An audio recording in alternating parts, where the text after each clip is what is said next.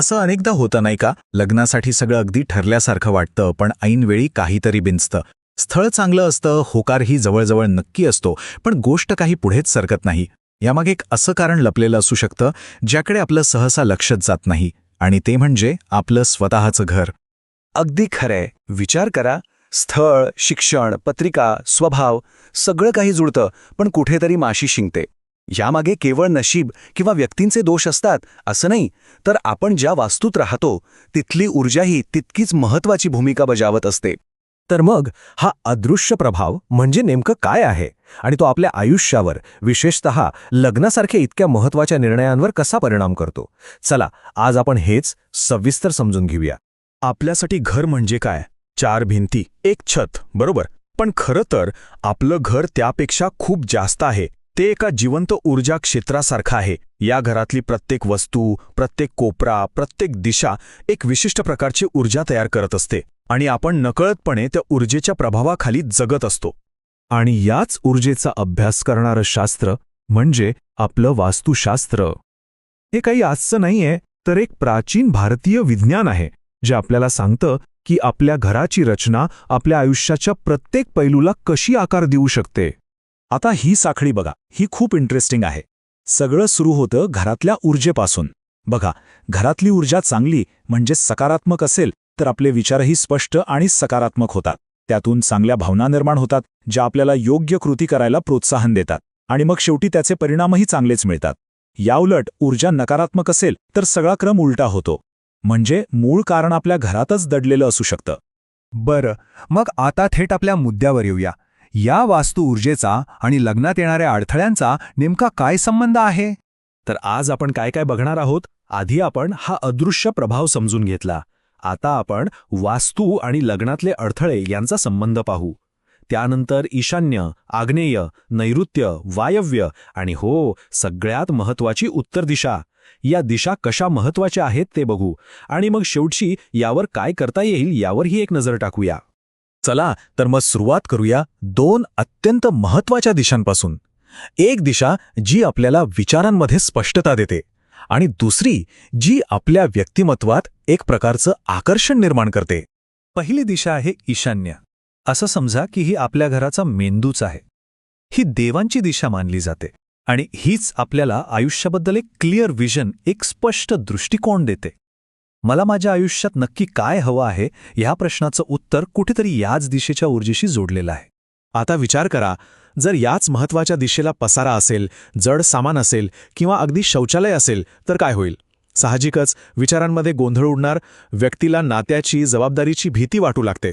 जोडीदार कसा हवा याबद्दल मनात काहीच स्पष्टता राहत नाही, आणि मग काय होतं? चांगली स्थळं समोर येऊन सुद्धा निर्णयच घेता येत नाही.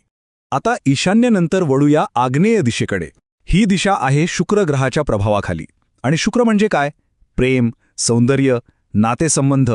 ही दिशा आपल्यातला आत्मविश्वास आणि एक प्रकारचं मॅग्नेटिक अट्रॅक्शन म्हणजे चुंबकीय आकर्षण वाढवते.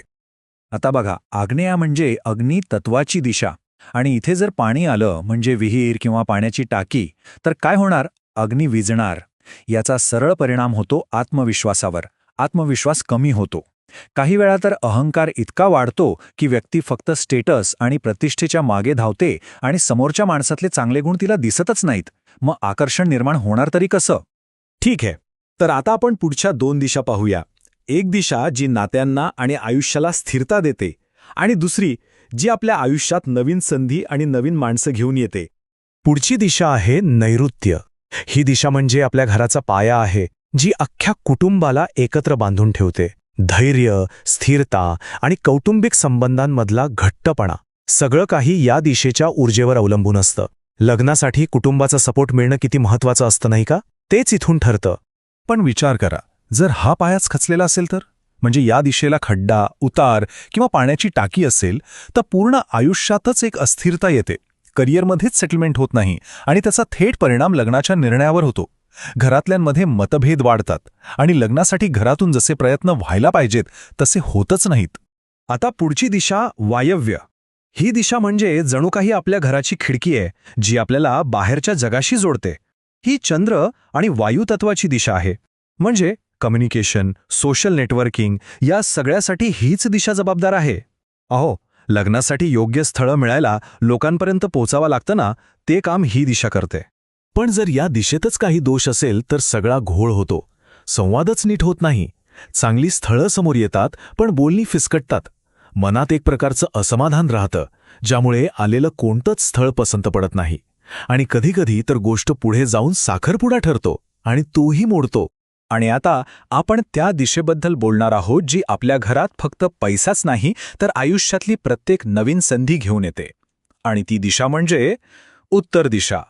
उत्तर दिशा म्हणजे संधींचं प्रवेशद्वार, अ गेटवे ऑफ ऑपॉर्च्युनिटीज. आता विचार करा, हेच दार जर बंद असेल, तिथे खिडक्या दरवाजे नसतील, तर घरात चांगल्या संधी येणार कशा? म्हणजेच लग्नासाठी चांगली स्थळं येणारच नाहीत. आणि समजा तिथे शौचालय किंवा किचन असेल, तर आलेली उत्तम स्थळंसुद्धा अगदी क्षुल्लक कारणांवरून नाकारली जातात. आणि नंतर कळतं की अरे, त्यांचं लग्न तर दुसरीकडे जमलं.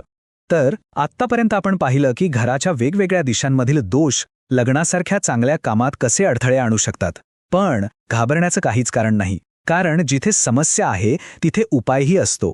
चला तर एकदा पटकन बघूया लग्नाच्या मार्गातले 5 महत्वाचे टप्पे. ते म्हणजे या 5 दिशा. विचारांमध्ये स्पष्टता हवी असेल तर ईशान्य, आकर्षण वाढवायचं असेल तर आग्नेय, आयुष्यात स्थिरता हवी असेल तर नैऋत्य, चांगले सामाजिक संबंध हवे असतील तर वायव्य, आणि सगळ्यात महत्वाचं नवीन संधी घरात येण्यासाठी उत्तर दिशा.